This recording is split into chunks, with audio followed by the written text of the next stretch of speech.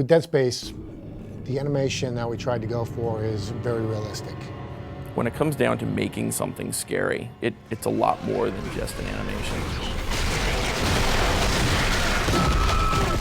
One of the things about game animation is, especially with the main character, gameplay comes first.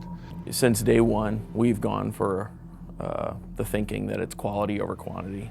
There are times when you might have to interrupt an animation, because you really want to be responsive. And that takes a lot of, kind of blending between animations, and that's one of the harder things to get right, because you don't want him to, you're just kind of running, then stop, and there's a weird animation of him attacking, so that takes a lot of work.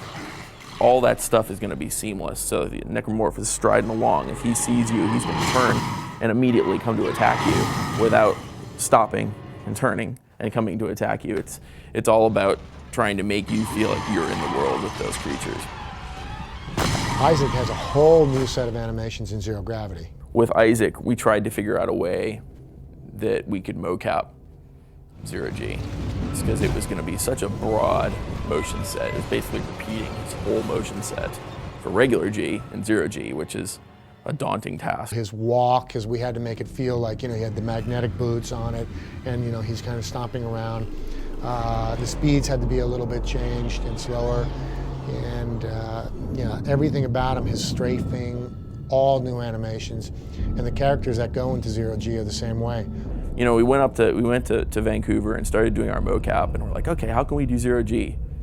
And we tried just kind of mimicking, like walking in Zero-G, and that didn't work. So we're like, okay, what else can we do? And the one thing we came up with that was close was we had a couple of the guys at the studio tie bungee cables to my legs and then walk behind me with the bungee cables as I kind of like did this big sort of stepping look. And so that's what we started with Zero-G, and surprisingly enough, it actually gave a pretty good sort of like magnetic boot sort of feel walking. Isaac can die in so many ways. I don't think we've ever really counted, because every different part of him can be cut off.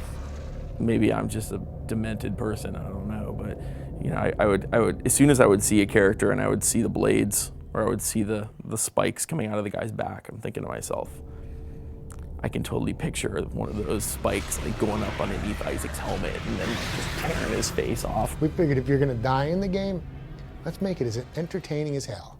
And so we got some pretty entertaining deaths.